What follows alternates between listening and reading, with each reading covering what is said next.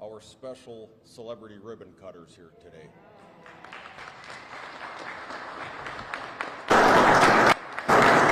Thank you. So, welcome all to Milwaukee's Fire Station 36. We are here today to celebrate the commissioning of Paramedic Unit number 2. We call it Med 2. This much-needed relief for Med 5, also housed here at Station 36, will provide a tremendous amount of relief to a number of vibrant neighborhoods that have been under tremendous pressure over the past decade and a half. Lincoln Creek, Old North Milwaukee, Lincoln Park, Rufus King, Arlington Heights, Franklin Heights, Roosevelt Grove, and Garden Homes. This station's paramedic units will also provide extremely in-demand advanced life support care to Milwaukee's beleaguered 53206 neighborhood just to the south here. This, Milwaukee's 13th paramedic unit, will also provide much-needed relief to the skilled, caring, but extremely exhausted paramedics on Paramedic Unit number 5, who themselves will crest 6,000 runs a year. This is no small detail. If we take better care of our firefighters and our paramedics and paramedics will take better care of you. Milwaukee has seen a steady increase in demand for our fire suppression and emergency medical services over the past 15 years. Concurrently, the Milwaukee Fire Department has seen a steady reduction in our capacity to protect Milwaukee, reducing our available firefighters and paramedics by about 1/3 in that same time. This unimaginable and paradoxical denigration of MFD's capacity was driven by a wicked mix of fiscal constraint and political strife. Last year, we witnessed an incredibly difficult moment in Wisconsin's political history. Mayor Cavalier Johnson and County Executive David Crowley and a whole collection of community, business, and other leaders bolstered and fueled the push to get the City of Milwaukee's portion of state shared revenue increased and secured the city's right to implement a 2% sales tax. These increases in revenue would serve to halt the nosedive in the MFD's staffing and response capacity, and better, would begin building our broken department back up. We must not underestimate how difficult this was in this state's political climate. And yet there were people who worked across the aisle. There were people who made very difficult decisions, and this was not without strife, and this was not without conflict and debate. And I just want to highlight that at the end of all that conflict and that debate, one of Wisconsin's most hardest hit neighborhoods is going to have an additional advanced life support resource here. How incredible is that?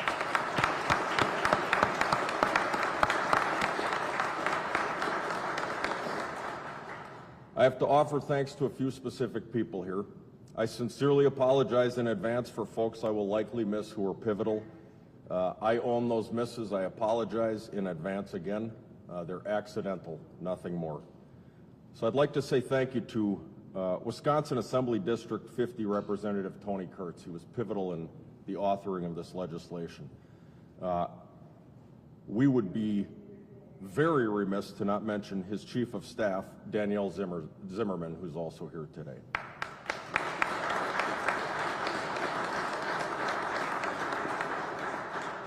Wisconsin's 12th District Senator Mary Felskowski, Wisconsin's 75th Speaker of the Assembly and Assembly District 63 Representative Robin Voss, Milwaukee Council President, 12th District Alderman Jose Perez, our Finance and Personnel Committee Chair, 14th District Alderwoman Marina Dmitrievic, Public Safety Committee Chair, 13th District Alderman Scott Spiker, Milwaukee County Board Chairwoman, 10th District County Supervisor Marcelia Nicholson, the Wisconsin State Fire Chiefs Association then President, Oshkosh Fire Chief Michael Stanley, and his entire team. I'm happy to have a couple of representatives from the state fire chiefs here today. Pivotal in all of this Milwaukee Professional Firefighters Association Local 215 President Eric Dawn and his team. Thank you.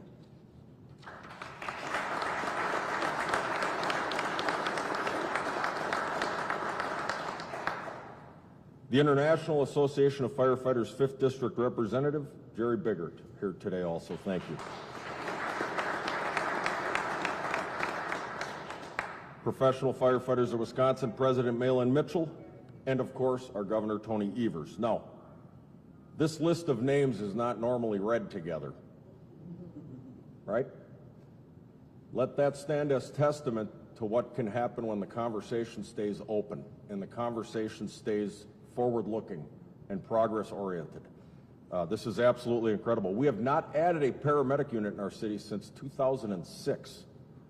This paramedic unit, Med 2, will very simply help Milwaukeeans where the help is needed most. For that, I am happy and extremely proud. I am also extremely proud and happy to be able to introduce to you Mayor Cavalier Johnson.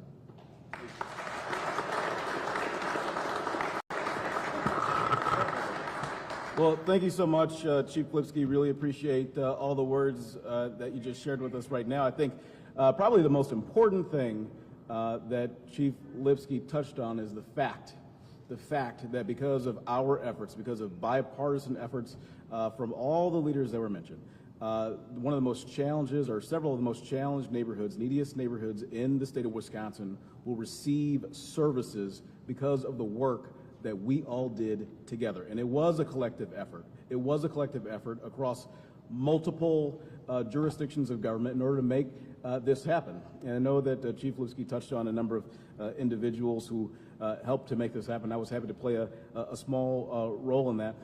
I'd be remiss if I did not mention as well our intergovernmental relations team, Jim Bowl and Jordan Primico, who worked extraordinarily hard alongside their colleagues at Milwaukee County, Alec Knutson, as well as Peter Kamer, and so many other folks who worked to make this happen. And know that Chief mentioned Danielle Zimmerman from Representative Tony Kurtz's office, who we worked with very, very closely in order to make this happen. So I want to thank all those partners again. Is because of those efforts that folks in neighborhoods like this in Milwaukee will be able to receive increased services.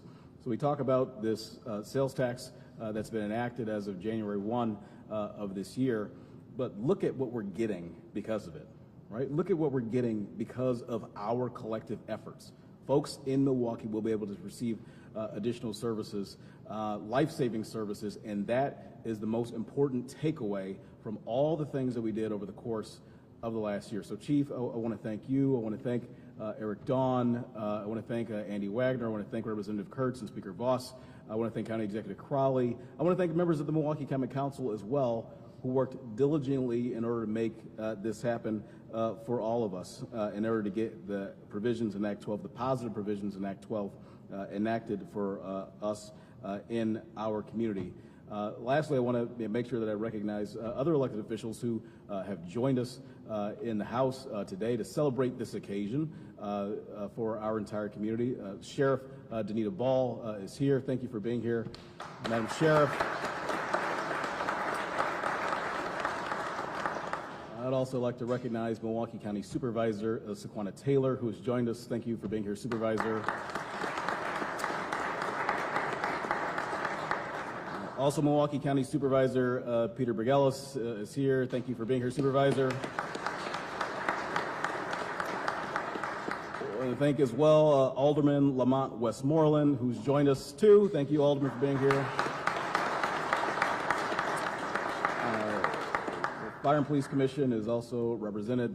The chair of the Milwaukee Fire and Police Commission, Miriam Horowitz, is here. Thank you for being here, Madam Chair. As well as the Executive Director and Deputy of the Fire and Police Commission, Mr. Lee Todd and Naomi Galing are here as well. So thank you both for being here. And with that, I don't know if I'm stealing anybody's thunder, but I want to, at this time, introduce Miriam Horowitz from the Fire and Police Commission. Madam Chair, the floor is yours. Thank you. Thank you. I really don't have a speech to give. I just have a big thank you. I have a big thank you to everybody who worked at the fiscal gap and have been trying to close it. I think, you know, we're off to a good start. We still need a lot more money.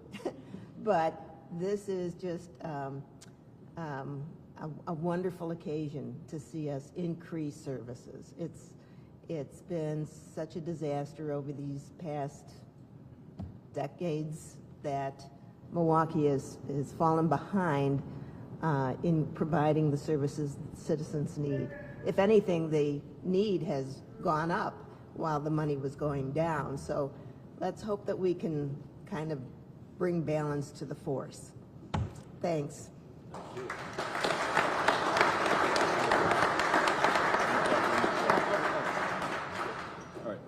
Thank you, Madam Chair. Chief has been gracious enough to allow me to come back up, not just to introduce the next speaker, but also I'd be remiss as well if I did not mention the fact that Governor Tony Evers, I know the Chief mentioned this before, but Governor Tony Evers, when he ran for re-election for governor, he talked about working to make sure that he increased revenues for local communities all across the state of Wisconsin. And it is because of that bipartisan work, because of his forthright attention to this challenge that local communities across the state of Wisconsin have been having for many years, we were able to cross this threshold and get this done for Milwaukee and other communities around the state. So I want to thank Governor Tony Evers as well. And with that, I'd like to introduce the 1st District Alderwoman who's been working very diligently since she was elected to the Milwaukee Common Council only a few short months ago. That's Alderwoman Andrea Pratt. Andrea, the floor is yours.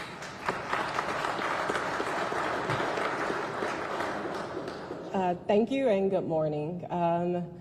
So I'm going to be short because I thought we were going to be outside. But I just want to say that this is a neighborhood that is very near and dear to me. This is the firehouse that responded to a horrific fire that my parents had and was able to get my parents out and get them safe. It's also the firehouse that responded to my grandmother had a heart attack. She lived on 24th and Capitol. They responded there. So I have a personal connection to this firehouse. I've been able to go to a lot of the firehouses in my district and speak with firefighters throughout and see what the needs are and see how I can assist. And I'm just excited that this is coming back to the neighborhood, back to this area. It's so needed. And I just want to say thank you. And to everyone who made this happen, thank you for letting me speak and to greet everyone here and to welcome you to the 1st District. It's just, I want to thank firefighters for bringing calm to chaos day after day. Thank you.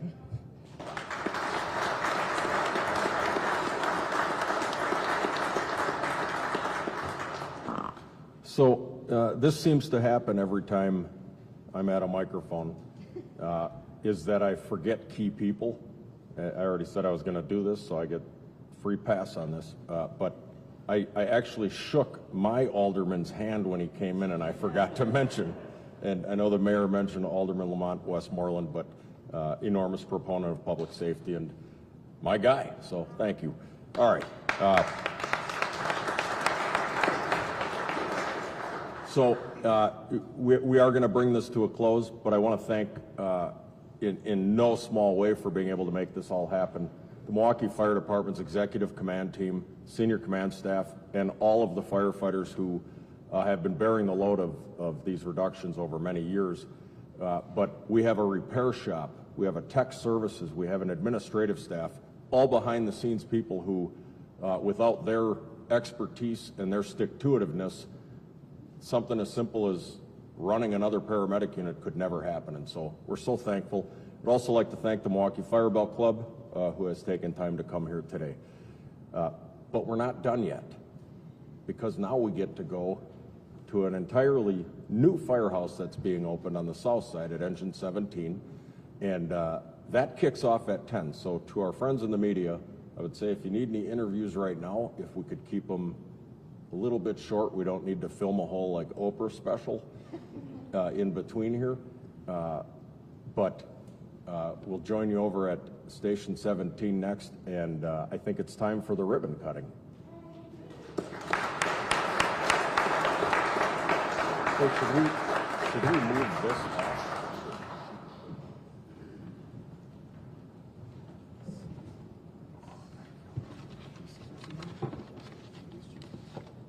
Oh, that's a good call. I think we're just gonna move this down.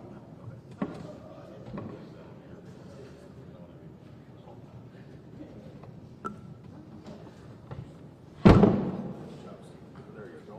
Watch out for the cord.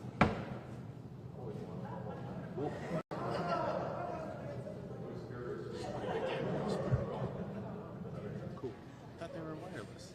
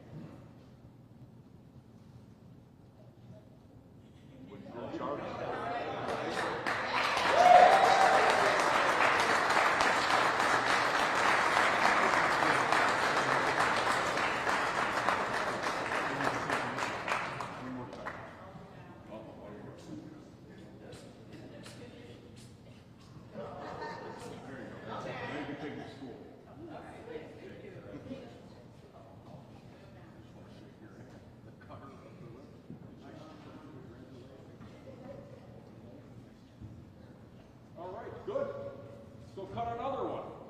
Thank you.